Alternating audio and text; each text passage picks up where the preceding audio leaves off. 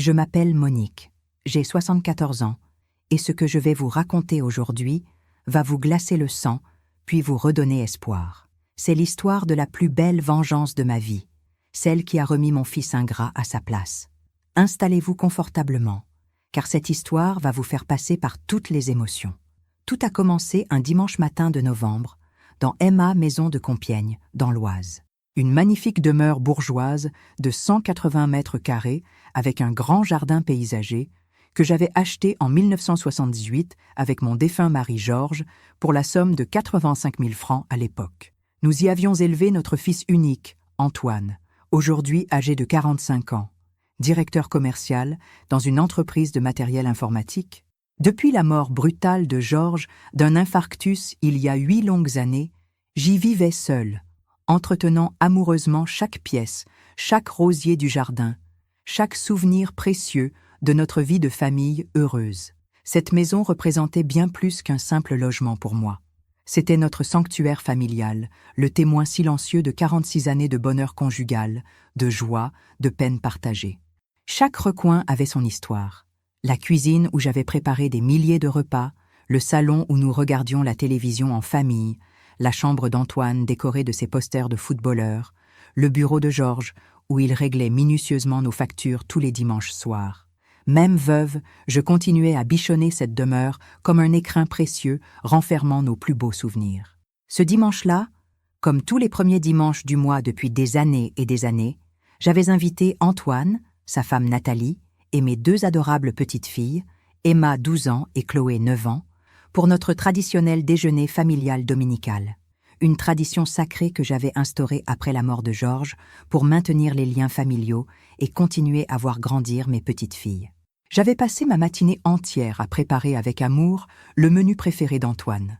Un succulent gigot d'agneau aux haricots verts du jardin, la fameuse tarte aux pommes de ma grand-mère dont j'étais la seule à détenir encore la recette secrète, et des petits gâteaux au chocolat en forme d'animaux que les filles adoraient depuis leur plus jeune âge.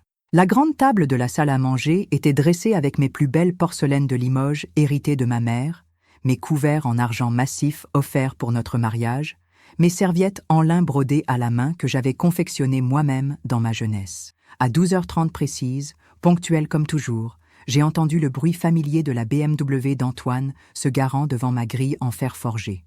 Comme à leur habitude depuis qu'elles étaient toutes petites, Emma et Chloé sont entrées en courant dans le hall d'entrée au parquet ciré, leur voix cristalline résonnant joyeusement. « Mamie, mamie, on a tellement hâte de goûter tes délicieux gâteaux.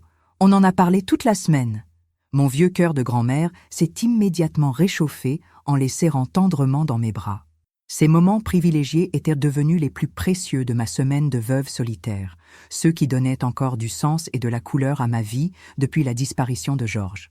Antoine m'a fait la bise poliment, avec cette affection un peu mécanique des filles adultes, mais j'ai immédiatement remarqué qu'il semblait particulièrement tendu, préoccupé, évitant soigneusement mon regard maternel comme s'il portait un secret lourd.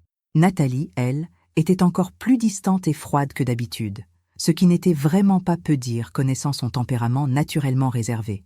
Cette femme ne m'avait jamais vraiment accepté depuis le tout premier jour de leur rencontre, 15 ans plus tôt. Depuis leur mariage célébré en grande pompe à la mairie du 16e arrondissement, elle me considérait ouvertement comme une belle-mère envahissante, possessive et dépassée, alors que je n'avais pourtant jamais fait que gâter ma famille et ouvrir généreusement ma porte à tous. Nathalie, 42 ans, commerciale particulièrement ambitieuse dans une grande entreprise parisienne de cosmétiques de luxe, avait malheureusement toujours eu des manières un peu... Comment dire cela délicatement sans être méchante, prétentieuse et profondément méprisante envers les personnes qu'elle jugeait inférieures à son statut social. Elle se donnait constamment des grands airs de femme moderne, dynamique et sophistiquée, critiquait systématiquement et sans ménagement ma décoration intérieure qu'elle trouvait vieillotte, poussiéreuse et complètement ringarde, mes recettes familiales traditionnelles, beaucoup trop lourdes et totalement démodées pour les enfants d'aujourd'hui, mes cadeaux d'anniversaire et de Noël, pas du tout assez tendance et branchés pour ses filles. Mais Antoine l'aimait éperdument depuis leur première rencontre, alors je serrais stoïquement les dents et je supportais avec une patience d'ange ses piques incessantes et ses remarques désobligeantes. Le déjeuner dominical s'est déroulé dans une atmosphère particulièrement étrange et tendue ce jour-là, très différente de l'ambiance habituellement chaleureuse de nos réunions familiales. Les petites babillaient joyeusement comme à leur habitude, me racontaient avec enthousiasme leurs dernières aventures scolaires palpitantes, leurs nouvelles meilleures copines de classe, leurs rêves d'avenir de petites filles, leurs projets excitants pour les prochaines vacances de Noël qui approchaient à grands pas. Mais leurs parents restaient inhabituellement silencieux et renfermés, échangeant des regards entendus et complices que je ne comprenais absolument pas, comme s'ils partageaient un secret mystérieux et important dont j'étais délibérément exclu. Nathalie picorait négligemment dans son assiette en soupirant d'ennui et d'agacement, consultait compulsivement son téléphone portable dernier cri en permanence avec des petits sourires mystérieux et satisfaits, tapotait nerveusement ses ongles parfaitement vernis sur la nappe en lin avec une impatience manifeste. Antoine, lui, évitait soigneusement et obstinément mon regard maternel inquiet, répondait par monosyllabes évasifs à toutes mes questions pourtant anodines, semblait complètement absent mentalement, comme si ses pensées étaient ailleurs, très loin de notre réunion familiale. « Vous n'aimez vraiment pas le gigot ?» ai-je fini par demander avec une sincère inquiétude devant leur comportement inexplicable. « Je peux vous préparer toute autre chose, si vous préférez. J'ai du jambon blanc de qualité dans le réfrigérateur, ou je peux vous faire rapidement des œufs à la coque avec des mouillettes, comme vous aimez. »« Non, non, maman, c'est très bien comme ça, » a répondu Antoine d'un ton las, détaché et inhabituel chez lui. Mais je voyais bien qu'il n'avait pratiquement rien mangé de son plat pourtant favori depuis l'enfance, lui qui habituellement se resservait toujours au moins 2 fois en me complimentant sur ma cuisine. Après le dessert que personne n'avait vraiment apprécié à sa juste valeur, j'ai proposé comme toujours aux petites d'aller jouer joyeusement dehors dans le grand jardin fleuri, pendant que nous prendrions tranquillement le café au salon, selon notre rituel dominical immuable. Faites bien attention aux rosiers, mes chéris, et n'allez surtout pas abîmer les beaux chrysanthèmes colorés que j'ai plantés avec tant de soin la semaine dernière. Elles sont sorties en courant et en riant aux éclats, visiblement heureuses de pouvoir enfin se défouler librement après ce repas familial inhabituellement tendu et pesant. C'est là, dans le salon cossu aux meubles anciens, où j'avais vu grandir mon fils unique avec tant de fierté et d'émotion, dans ce décor familier et rassurant, rempli de souvenirs heureux de notre vie de famille, que mon existence paisible de veuve tranquille a brutalement et définitivement basculé dans l'horreur la plus absolue. Antoine s'est péniblement éclairci la gorge à plusieurs reprises, a regardé nerveusement sa femme, qui lui a fait un signe d'encouragement discret de la tête, comme pour lui donner le courage de parler. « Maman, il faut absolument qu'on te parle de quelque chose de très important et de délicat. Nathalie et moi, nous avons longuement et sérieusement réfléchi ces derniers mois à notre situation familiale. » Il a jeté un coup d'œil suppliant et désespéré à sa femme, comme pour qu'elle prenne courageusement le relais de cette conversation qui était manifestement très difficile et pénible pour lui. « Allez-y, dites-moi donc tout ce que vous avez sur le cœur, » ai-je répondu avec bienveillance en me servant délicatement une tasse de café fumant, encore très loin d'imaginer l'horreur qui m'attendait. « Vous savez parfaitement que vous pouvez absolument tout me dire sans exception. Je suis votre mère, Antoine, et ta belle-mère, Nathalie. Nous sommes en famille ici, dans la confiance et l'amour. » Nathalie a pris une profonde inspiration, s'est redressée sur sa chaise et m'a regardé droit dans les yeux avec une expression que je ne lui avais absolument jamais vue auparavant. Un mélange terrifiant de détermination glaciale et de mépris à peine dissimulé qui m'a immédiatement glacé le sang. « Monique, nous avons pris une décision particulièrement importante concernant notre avenir familial à tous. Antoine et moi, nous avons décidé que nous voulons racheter cette maison. » J'ai d'abord souri naïvement, touché par cette proposition inattendue qui me semblait plutôt gentille. « Oh, comme c'est adorable et attentionné de votre part. Vous voulez donc acheter une belle maison dans notre quartier pour être plus près de moi? C'est une excellente idée. Je vous aiderai avec grand plaisir à chercher. Je connais parfaitement tous les agents immobiliers de Compiègne et des environs. »« Non !» a coupé sèchement et brutalement Nathalie, d'une voix tranchante comme un couperet. « Vous ne comprenez manifestement pas du tout ce que nous sommes en train de vous dire. Nous voulons racheter cette maison-ci, celle où nous sommes actuellement assis. Votre maison à vous. » Le silence qui a suivi immédiatement cette déclaration terrible était si pesant, si lourd, si oppressant qu'on aurait littéralement pu entendre voler une mouche dans la pièce. J'ai regardé alternativement Antoine et Nathalie avec une incompréhension totale, cherchant désespérément à comprendre le sens véritable et caché de leurs paroles cruelles, espérant de tout mon cœur avoir très mal entendu ou mal interprété. Je ne comprends vraiment pas très bien ce que vous voulez dire, ai-je balbutié difficilement, sentant une angoisse sourde et terrible monter progressivement en moi comme une marée noire. Pourquoi voudriez-vous donc racheter ma maison ? C'est ici que je vis depuis 46 longues années. C'est ici que Georges et moi avons patiemment et amoureusement construit notre bonheur conjugal.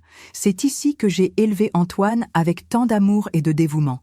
Nathalie a échangé un regard complice et déterminé avec mon fils, puis a repris, d'un ton absolument glacial et impitoyable.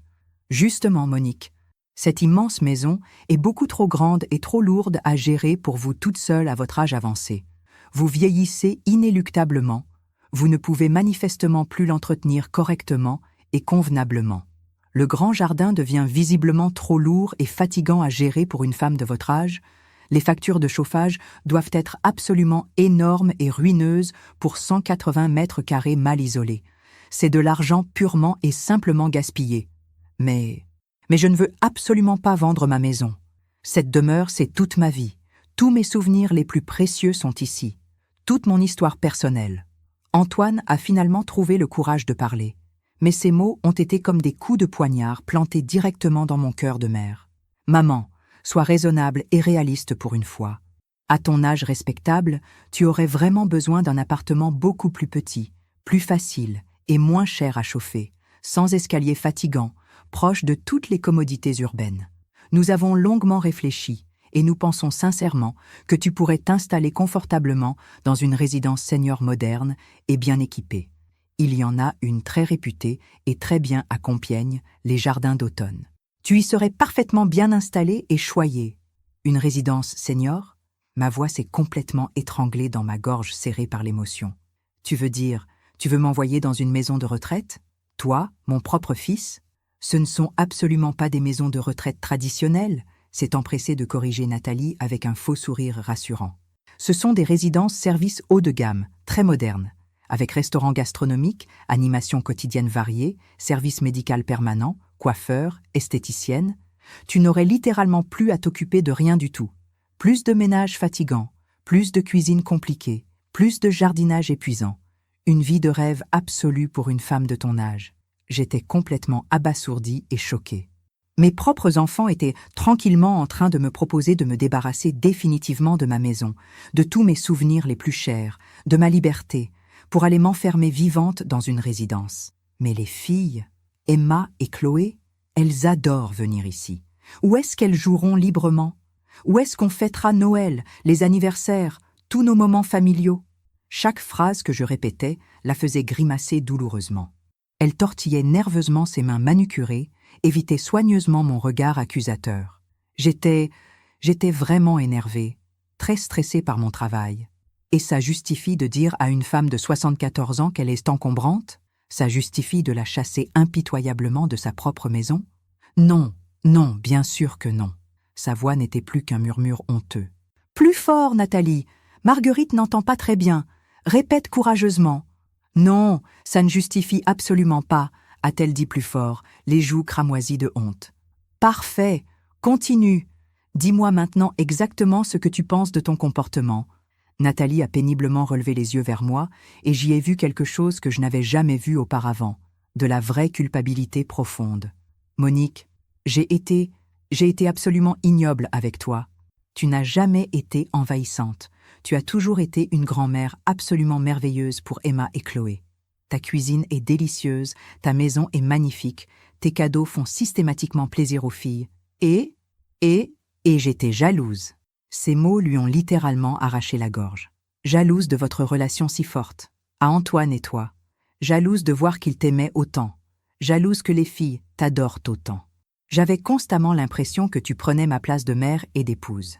Enfin la vérité sortait. Continue. J'ai monté Antoine contre toi petit à petit, sournoisement. Je critiquais systématiquement tout ce que tu faisais.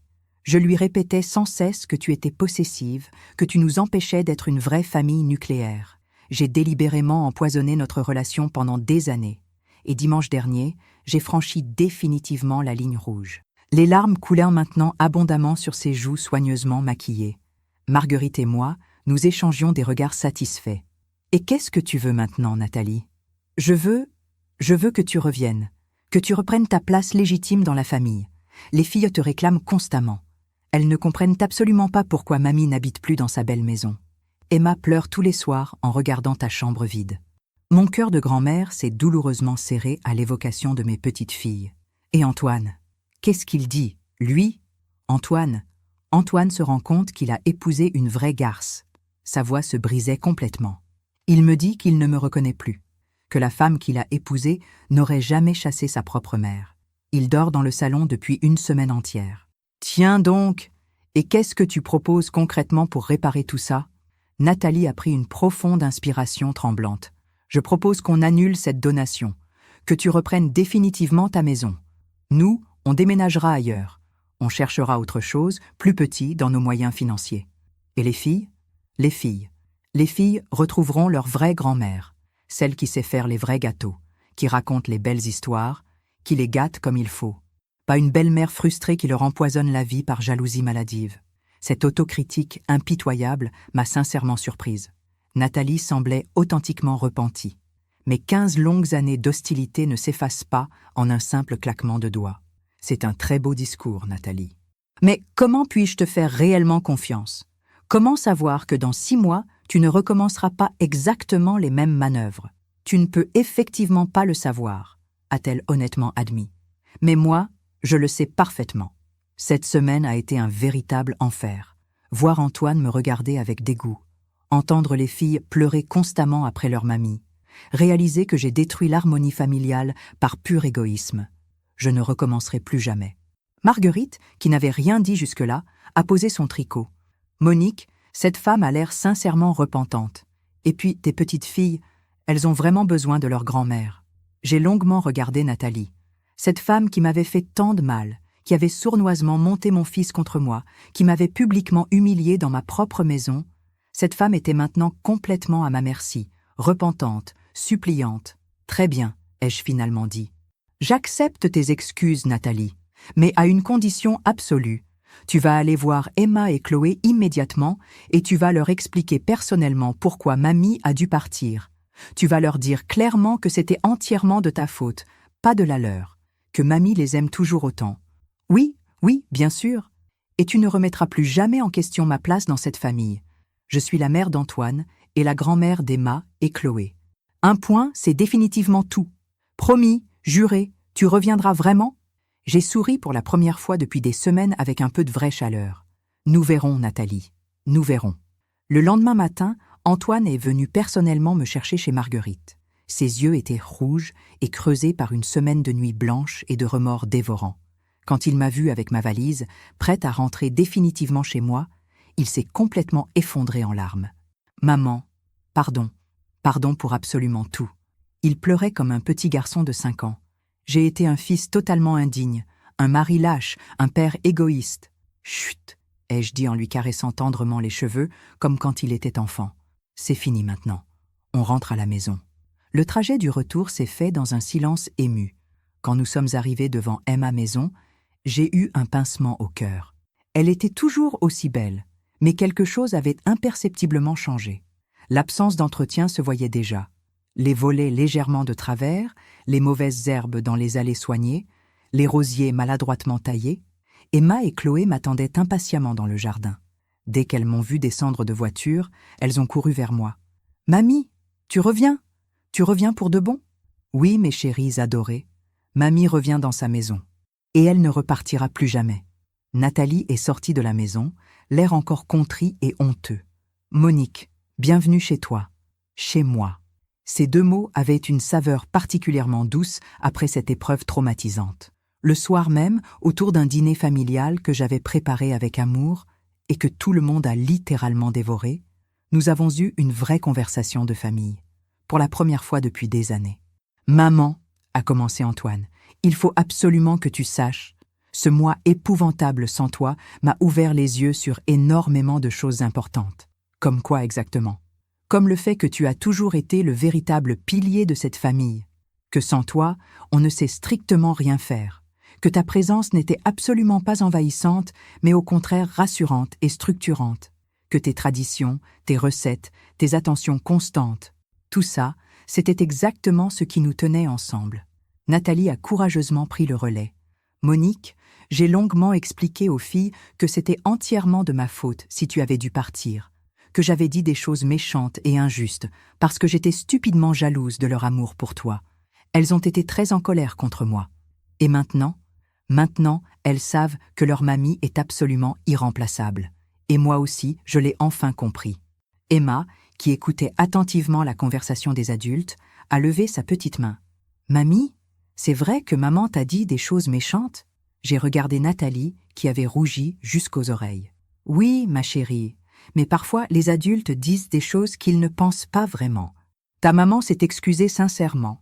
Le lendemain matin, à exactement 9 heures pile, j'étais dans l'étude prestigieuse de Maître Dubois, installé dans un magnifique hôtel particulier du centre-ville de Compiègne. Ce brave homme distingué, qui s'occupait consciencieusement de toutes nos affaires de famille depuis plus de 20 ans, n'en revenait absolument pas de ma demande pour le moins inhabituelle et surprenante. « Madame Moreau, vous voulez vraiment donner intégralement votre belle maison à votre fils ? C'est pourtant votre seul et unique bien immobilier. Qu'est-ce que vous allez devenir après ça ? Où allez-vous habiter ? Maître, je veux effectivement faire cette donation, mais avec des clauses très particulières et restrictives. Écrivez soigneusement tout ce que je vais vous dicter mot pour mot. » Et j'ai dicté méthodiquement mon testament de vengeance. Une donation parfaitement légale, en bonne et due forme, irréprochable juridiquement, mais avec des clauses sournoises que mes chers enfants ingrats allaient découvrir à leurs dépens. Première clause fondamentale. Je gardais jalousement l'usufruit complet de la maison jusqu'à ma mort naturelle. Concrètement, ils en devenaient propriétaires sur le papier, mais je conservais le droit absolu d'y habiter, d'y revenir quand bon me semblerait, et d'en jouir comme bon me plaisait. Deuxième clause particulièrement vicieuse, si jamais ils tentaient de vendre la maison pour faire une plus-value, l'intégralité de l'argent me revenait automatiquement jusqu'à ma mort. Ils ne pouvaient pas faire un centime de bénéfice sur mon dos. Troisième clause, financièrement douloureuse. Ils devaient désormais assumer tous les frais d'entretien, les impôts locaux, les charges, les réparations. S'ils voulaient absolument cette maison, ils devaient l'assumer financièrement dans sa totalité. Quatrième clause. Et c'était là mon véritable coup de maître diabolique. Si jamais ils m'interdisaient l'accès à la maison, s'ils changèrent les serrures sans mon accord, écrit préalable, ou s'ils tentaient de me faire déguerpir par quelque moyen que ce soit, la donation était automatiquement et immédiatement annulée et la propriété me revenait intégralement. Maître Dubois me regardait avec une admiration non dissimulée en découvrant mes clauses. « Madame Moreau, vous êtes absolument diabolique. Avec ces conditions draconiennes, vous gardez tous les avantages et eux n'héritent que des inconvénients les plus coûteux. » Exactement. Ils voulaient impérativement ma maison, ils vont l'avoir, mais pas du tout comme ils l'avaient naïvement imaginé. Le document soigneusement rédigé et signé en bonne et due forme, j'ai demandé au notaire d'envoyer immédiatement par recommandé avec accusé de réception une copie certifiée conforme à Antoine et Nathalie. Je voulais absolument voir leur tête déconfite quand ils découvriraient les petits détails de ma généreuse donation. En rentrant chez Marguerite, j'ai trouvé pas moins de 7 messages de plus en plus paniqués d'Antoine sur mon répondeur. « Maman, rappelle-moi d'urgence. Il faut absolument qu'on parle. C'est très urgent. » J'ai souri méchamment et j'ai effacé méthodiquement tous les messages sans exception. Maintenant, mes chers enfants, c'était à mon tour de décider si j'avais envie de vous parler ou non. Le soir même, alors que je regardais tranquillement un téléfilm chez Marguerite, quelqu'un a sonné énergiquement à la porte. C'était Antoine, seul cette fois, l'air complètement défait et désespéré. « Maman, enfin, j'ai fait le tour de tous tes amis pour te retrouver. Il faut impérativement qu'on parle. »« Ah bon ?» ai-je répondu avec un calme olympien. « De quoi veux-tu donc qu'on parle, mon fils ? » De cette donation. Le notaire nous a envoyé les papiers, mais il y a des clauses, des trucs complètement bizarres. » « Bizarres ?» J'ai pris un air parfaitement innocent. « Quoi donc, Antoine ? Je vous ai donné la maison exactement comme vous le souhaitiez. Vous devriez être aux anges. Maman, arrête de jouer avec moi. Tu sais parfaitement que ces clauses changent absolument tout. Tu peux revenir habiter quand tu veux. On ne peut pas vendre. On doit payer tous les frais. Et si on te refuse l'accès, on perd automatiquement la maison. Et alors ? Ai-je dit en haussant innocemment les épaules. C'est exactement ça, une donation familiale. On donne, mais on garde quelques petits avantages de sécurité. C'est parfaitement légal. Antoine s'est littéralement pris la tête dans les mains, comme un homme au bout du rouleau. Nathalie est dans une colère noire. Elle dit qu'on s'est fait avoir comme des débutants, qu'il faut absolument annuler. Annuler ? J'ai éclaté d'un rire cristallin. Mais comment donc, mon pauvre Antoine ?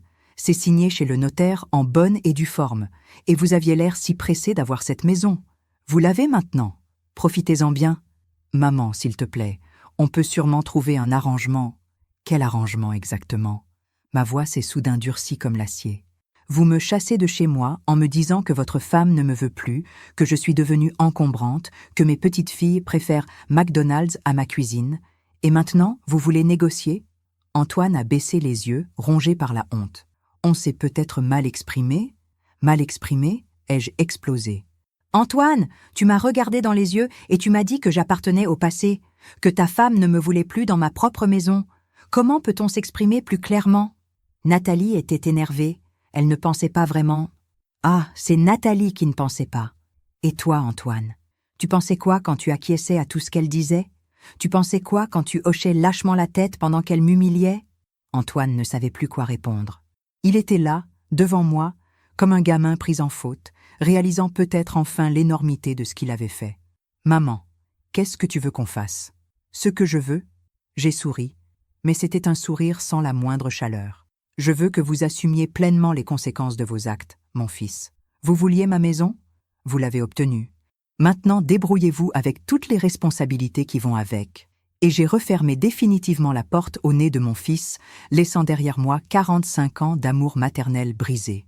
Mais pour la première fois depuis dimanche, je me sentais enfin en paix avec moi-même. Ma vengeance ne faisait que commencer. Les semaines qui ont suivi cette confrontation ont été absolument délicieuses à observer depuis ma fenêtre chez Marguerite. Je savourais chaque jour le spectacle de mes chers enfants ingrats, découvrant progressivement les joies authentiques de la propriété, avec toutes ses contraintes financières. La première facture est arrivée avec une rapidité foudroyante. 2 847 € de taxes foncières pour l'année. Antoine m'a appelé dans un état de panique totale. « Maman, on a reçu une facture absolument énorme, c'est normal ça ?»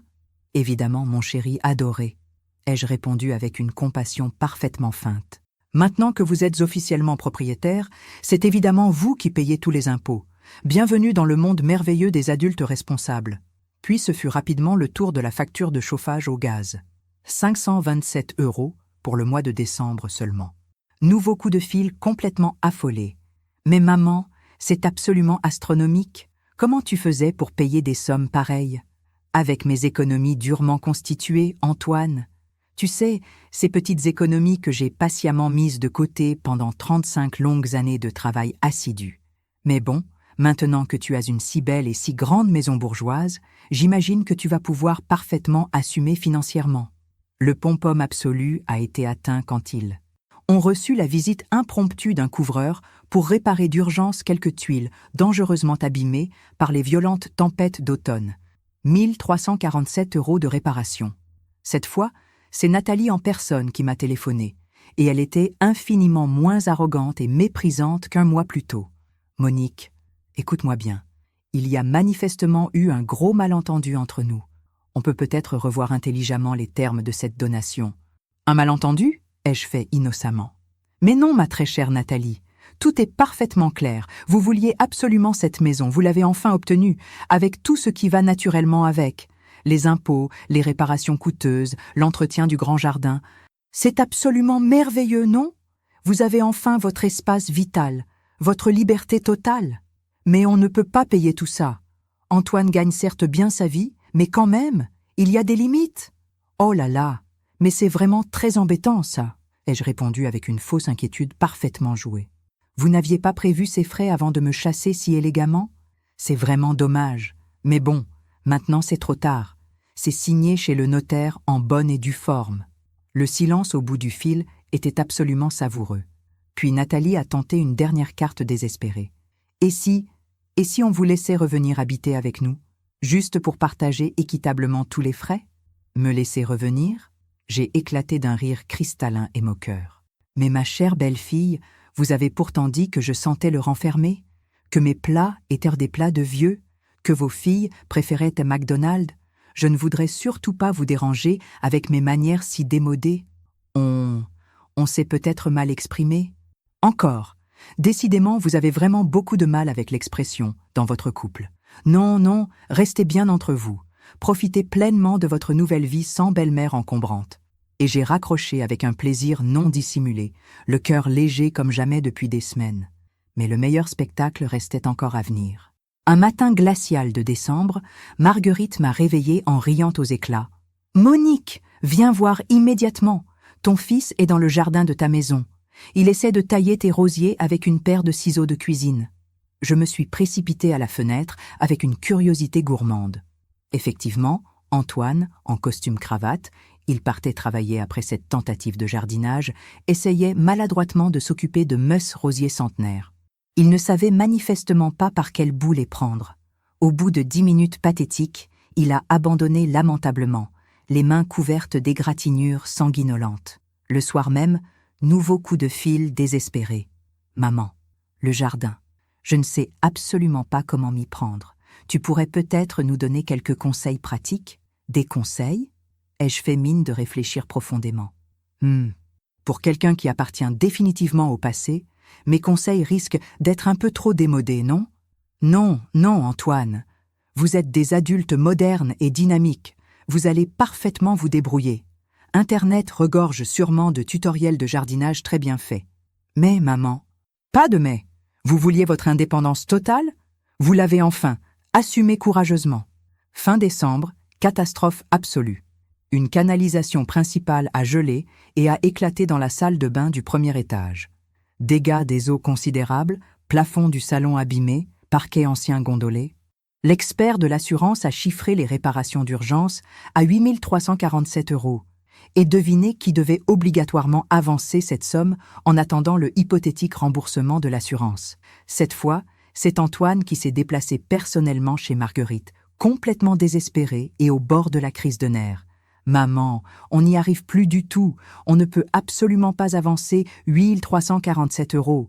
Et avec tous les frais astronomiques de cette maison, on est complètement dans le rouge. » Nathalie parle même sérieusement de prendre un crédit à la consommation. Un crédit? J'ai pris un air parfaitement désolé. Oh, mon pauvre Antoine, mais c'est absolument terrible. Qui aurait pu raisonnablement prévoir que posséder une grande maison bourgeoise coûterait si cher? Maman, arrête de te moquer. Tu le savais parfaitement. Tu nous as délibérément piégés. Piégés? J'ai ouvert de grands yeux innocents. Mais Antoine, je vous ai donné exactement ce que vous demandiez. Une magnifique maison bourgeoise de 180 mètres carrés avec un grand jardin paysager. Vous ne pouvez décemment pas reprocher à un cadeau d'être trop beau. Ce n'est pas un cadeau, c'est un cadeau empoisonné. Avec toutes tes clauses sournoises, on ne peut ni vendre ni se débarrasser des frais. Et alors, ma voix s'est progressivement durcie. Antoine, regarde-moi bien dans les yeux et répète-moi exactement ce que tu m'as dit le mois dernier. Dis-moi que j'appartiens au passé. Dis-moi que ta femme ne me veut plus chez moi. Dis-moi que mes petites filles trouvent mes manières démodées. Antoine a immédiatement baissé la tête, incapable de soutenir mon regard maternel accusateur. « Maman, on a commis une terrible erreur. » « Une erreur ?» J'ai éclaté d'un rire amer. « Antoine, tu as 45 ans. Tu n'es plus un gamin irresponsable. Une erreur, c'est oublier d'acheter le pain. Chasser sa propre mère de sa maison, ce n'est pas une erreur, c'est un choix. Un choix cruel et parfaitement calculé. » Nathalie était très stressée par son travail. Elle ne supportait plus. « Ah, on revient encore sur Nathalie. Toujours Nathalie. Et toi, Antoine, tu as une personnalité propre ou tu es juste le pantin obéissant de ta femme ?» Cette question l'a touché en plein cœur. Il s'est redressé avec difficulté, m'a regardé avec des larmes dans les yeux. « Maman, j'ai complètement merdé. J'ai tout merdé. Pardonne-moi. » Pour la première fois depuis des semaines, j'ai enfin vu une lueur de remords authentique dans ses yeux. Mais les excuses ne suffisaient plus. 45 ans d'amour maternel brisé ne se réparent pas avec de simples « pardonne-moi ». « Antoine », ai-je dit d'une voix ferme et déterminée, « si tu veux vraiment te faire pardonner, il va falloir infiniment plus que des mots. il va falloir des actes concrets. Dis-moi ce que tu veux, n'importe quoi. Ce que je veux? J'ai souri, mais ce n'était absolument pas un sourire tendre. Je veux que Nathalie vienne ici devant témoins et qu'elle présente ses excuses publiques. Pour tout. Les humiliations, les insultes, le chantage affectif. Je veux qu'elle reconnaisse publiquement qu'elle a eu complètement tort. Elle ne voudra jamais. Alors vous garderez votre belle maison et tous les frais qui vont exponentiellement avec. À vous de voir ce qui compte le plus, votre orgueil ou votre porte-monnaie. Antoine est reparti la queue entre les jambes. Je savais qu'il allait avoir une conversation particulièrement difficile avec sa chère épouse. Et effectivement, pendant 3 jours complets, c'est le silence radio total. Puis, le jeudi soir, coup de sonnette énergique chez Marguerite. J'ai ouvert la porte et j'ai eu l'immense plaisir de voir Nathalie sur le perron, l'air complètement défait. Fini l'assurance habituelle, fini l'arrogance. Elle avait l'air d'une femme battue, complètement épuisée par les factures qui s'accumulaient inexorablement. « Monique, je peux entrer? Il faut absolument qu'on parle. »« Bien sûr, ma très chère belle-fille. Entre donc. Marguerite, viens, nous allons avoir de la grande visite. » Marguerite est arrivée dans le salon, curieuse comme une pie. Elle s'est confortablement installée dans son fauteuil préféré avec son éternel tricot, bien décidée à ne rien rater du spectacle qui s'annonçait. Nathalie s'est assise précairement sur le bord du canapé, visiblement très mal à l'aise. « Monique, écoute, on a peut-être été un peu dur avec toi. »« Un peu dur ?» J'ai haussé théâtralement les sourcils. « Ma chère Nathalie, rappelle-moi donc exactement ce que tu m'as dit. Que ma maison sentait le renfermer, que ma cuisine était trop riche, que mes cadeaux ne correspondaient plus aux goûts actuels, que les filles préféraient McDonald's à mes plats de vieux. Phase 2. Découverte et infiltration. 2 heures après cette conversation épouvantable qui avait détruit ma vie en quelques minutes, je me tenais debout dans l'entrée de ma maison, ma vieille valise en cuir à la main, regardant une dernière fois les murs qui avaient abrité 46 années de bonheur. Antoine et Nathalie étaient restés dans le salon, l'acte de propriété posé devant eux sur la table basse, l'air complètement abasourdi par ma réaction qu'ils n'avaient manifestement pas du tout prévue. « Maman ?» a balbutié Antoine, en me voyant descendre l'escalier avec ma valise. « Tu pars vraiment? Maintenant? Mais enfin, on peut discuter, trouver un arrangement. »« Évidemment que je pars, » ai-je répondu d'un ton sec et déterminé que je ne me connaissais pas. « Puisque ta chère épouse ne me veut plus ici, puisque je suis devenue une vieille femme encombrante qui sent le renfermer, puisque j'appartiens définitivement au passé, je ne vais tout de même pas m'imposer là où je ne suis manifestement plus désirée ni respectée. » Nathalie semblait avoir complètement perdu sa superbe habituelle. Elle fixait l'acte de propriété posé devant elle comme si c'était un objet extraterrestre tombé du ciel. « Mais Monique, vous ne pouvez pas nous donner cette maison comme ça, du jour au lendemain. Il faut des formalités légales, des papiers officiels, un notaire. Oh, ne vous inquiétez surtout pas pour toutes les formalités administratives. » ai-je répliqué avec un sourire que je voulais le plus glacial possible. Je m'occuperai personnellement de tout dès demain matin à la première heure. Je vais directement chez Maître Dubois, mon notaire de famille, pour faire immédiatement la donation en bonne et due forme. Dans exactement 1 semaine, vous serez officiellement propriétaire de cette magnifique demeure. Toutes mes félicitations anticipées. Les petites sont entrées en courant du jardin, tout excitées par leur après-midi de jeu. « Mamie, on a vu un magnifique écureuil roux dans ton grand chêne centenaire. Il était absolument adorable. » Emma s'est arrêtée net en voyant ma valise posée dans l'entrée. « Mamie, tu pars en voyage quelque part ?» Mon cœur de grand-mère s'est douloureusement serré. Ces innocentes petites filles ne savaient évidemment pas que leurs propres parents venaient de chasser impitoyablement leur grand-mère de sa propre maison. « Oui, ma chérie adorée, mamie déménage définitivement. Elle va habiter ailleurs maintenant, très loin d'ici. »« Mais pourquoi donc ?» a demandé Chloé avec ses grands yeux ronds pleins d'incompréhension. « Tu n'aimes plus ta belle maison ?»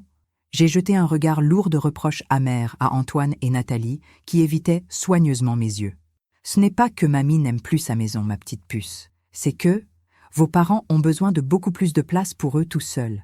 Alors mamie leur laisse généreusement sa grande maison et elle va vivre paisiblement autre part. » « Mais on pourra quand même venir te voir régulièrement ?» s'est inquiétée Emma, avec une petite voix tremblante. « Bien sûr, ma chérie, quand vos parents vous le permettront et qu'ils en auront envie.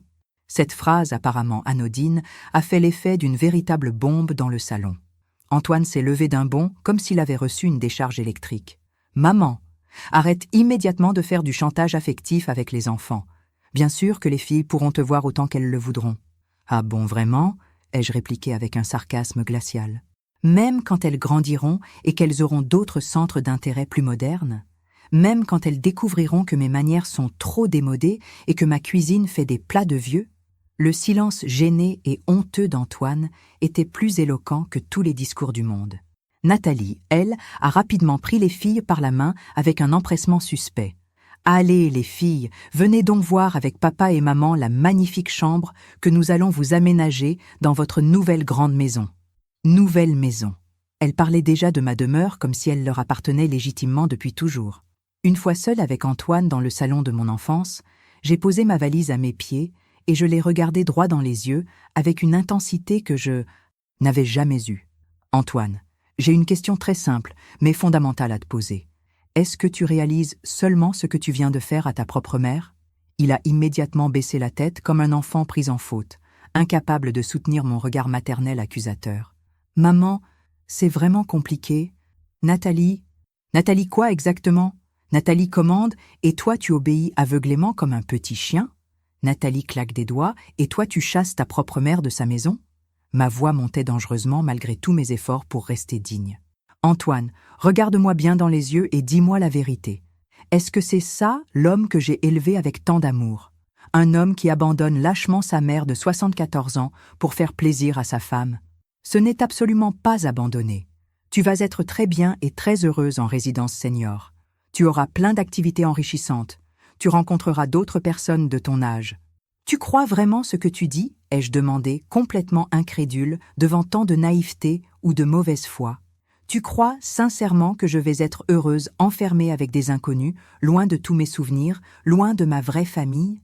Ou alors tu t'en fiches complètement de mon bonheur personnel ? Antoine a relevé les yeux vers moi, et j'y ai vu quelque chose qui m'a fait plus mal que tout le reste, de l'agacement pur et simple. « Maman, arrête de dramatiser comme une enfant. Tu n'es pas la première femme de ton âge à déménager. Et puis, franchement, cette maison est vraiment trop grande et trop lourde pour toi toute seule. Tu y es isolée, tu t'y ennuies. » « Je m'ennuie ?» J'ai éclaté d'un rire amer qui sonnait faux dans le salon silencieux. « Antoine, j'ai mon magnifique jardin à entretenir, mes livres préférés à relire, mes souvenirs précieux à chérir, mes voisines amies, mon club de bridge le jeudi après-midi, ma chorale paroissiale le mardi soir. Je ne m'ennuie absolument pas. C'est vous qui vous ennuyez mortellement avec votre vieille mère. Ce n'est pas du tout ça. C'est exactement ça, ai-je explosé, libérant 48 heures de rage contenue. Vous trouvez que je prends beaucoup trop de place dans vos vies modernes, que mes déjeuners dominicaux sont devenus une corvée insupportable, que mes cadeaux aux filles sont complètement ringards, que ma maison sent effectivement le renfermer. Avoue-le donc courageusement, Antoine. Avoue une bonne fois pour toutes que tu ne supportes plus ta vieille mère encombrante. » Il y a eu un long silence pesant, troublé seulement par les rires insouciants des petites dans le jardin. Puis Antoine a murmuré quelque chose qui a définitivement achevé de me briser le cœur. « Ce n'est pas que je ne te supporte plus, c'est que tu nous rappelles constamment papa. Cette maison entière s'est remplie de souvenirs de papa partout. Nathalie dit que c'est psychologiquement malsain pour les filles de grandir dans un véritable musée. » Un musée. Ma maison était devenue un musée poussiéreux, et les souvenirs de Georges, leur grand-père pourtant adoré, étaient devenus psychologiquement malsains pour ses propres petites filles. « Je vois parfaitement », ai-je dit d'une voix blanche de colère rentrée. « Donc, non seulement vous me chassez impitoyablement, mais en plus, vous voulez effacer définitivement la mémoire de votre père et grand-père. C'est absolument parfait, Antoine. Vraiment parfait. » J'ai repris fermement ma valise et me suis dirigé vers la porte d'entrée avec toute la dignité qu'il me restait. Une dernière chose importante, mon fils. Cette maison, je vous la donne effectivement comme promis. Mais la donation, elle aura des conditions très particulières que vous découvrirez bien assez tôt. « Quelles conditions exactement ?» a-t-il demandé, soudain inquiet et méfiant. « Vous verrez bien » ai-je répondu avec un sourire mystérieux qui ne présageait rien de bon pour eux. « Vous verrez très très bientôt. » Et je suis sortie définitivement de ma maison, laissant derrière moi 46 ans de bonheur et de souvenirs irremplaçables. Mais où aller à 74 ans, seul au monde, avec pour seul bien une valise et une rage au ventre qui me dévoraient? C'est là que j'ai immédiatement pensé à Marguerite, ma meilleure amie depuis l'enfance et les bancs de l'école primaire. Marguerite Duval, 76 ans, veuve comme moi depuis 5 ans, qui habitait une charmante petite maison de plain-pied, à Senlis, à exactement 20 minutes de Compiègne. Marguerite, qui me répétait inlassablement depuis des années, « Monique, si tu as le moindre problème dans la vie, tu viens immédiatement chez moi. Ma porte sera toujours grande ouverte pour toi. » J'ai appelé un taxi depuis la cabine téléphonique du coin de la rue et je me suis rendu directement chez elle. Quand cette brave Marguerite m'a ouvert sa porte accueillante et qu'elle m'a découverte sur son perron avec ma valise et mes yeux encore rougis par les larmes de rage et d'humiliation, elle n'a posé absolument aucune question indiscrète. Elle m'a tout simplement prise dans ses bras maternels et m'a dit avec une tendresse infinie « Entre vite, ma chérie, tu es chez toi ici. » Le soir même, confortablement installée autour d'une tisane apaisante et de délicieuses madeleines maison encore tièdes, je lui ai raconté toute l'histoire dans ses moindres détails sordides. L'ultimatum odieux d'Antoine et Nathalie, les mots cruels sur mes manières démodées, la phrase terrible et définitive « Ma femme ne te veut plus ici », ma décision spontanée de leur donner la maison sur le champ. Marguerite m'écoutait religieusement, sans jamais m'interrompre, hochant la tête avec une indignation croissante à chaque révélation. Quand j'ai eu terminé mon récit, elle a littéralement explosé. Ces monstres d'ingratitude, ces petits bourgeois prétentieux, chasser leur propre mère de sa maison, mais Antoine est devenu complètement fou ou quoi? Il est sous l'influence néfaste de sa femme depuis le premier jour, ai-je soupiré avec amertume. Depuis leur mariage, Nathalie n'a eu de cesse de l'éloigner progressivement de moi. Elle a toujours été maladroitement jalouse de notre relation mère-fils. Et maintenant qu'elle a enfin réussi à le monter complètement contre moi, et cette histoire de donation, tu leur donnes vraiment ta magnifique maison? J'ai souri pour la première fois depuis des heures, et c'était un sourire qui ne présageait rien de bon. Oh que oui, je la leur donne, mais pas du tout comme ils l'imaginent naïvement. Tu sais, Marguerite, j'ai travaillé pendant 35 longues années dans un cabinet d'assurance réputé. J'ai appris énormément de choses très utiles sur les donations, les usufruits, les clauses particulières et restrictives. Qu'est-ce que tu mijotes exactement, petite coquine? Tu vas voir. Dès demain matin, à la 1re heure, je file chez Maître Dubois, mon fidèle notaire. Je vais faire cette fameuse donation tant désirée, mais avec quelques petites surprises très désagréables que mes chers enfants ingrats ne voient absolument pas venir. Cette nuit-là, dans la chambre d'amie douillette de Marguerite, j'ai longuement réfléchi à ma stratégie de vengeance. Antoine et Nathalie pensaient avoir gagné la partie? Ils allaient très rapidement découvrir qu'une femme de 74 ans peut être infiniment plus rusée et retorse qu'un couple de quadragénaires prétentieux. Mon fils a dit « Ma femme ne te veut pas ici ». J'ai remis l'acte de la maison et je suis partie. Une histoire de conseil de mamie. Merci beaucoup d'être avec nous jusqu'ici. Dites-moi maintenant, d'où nous suivez-vous? C'est toujours incroyable de voir à quel point ces histoires touchent des personnes différentes.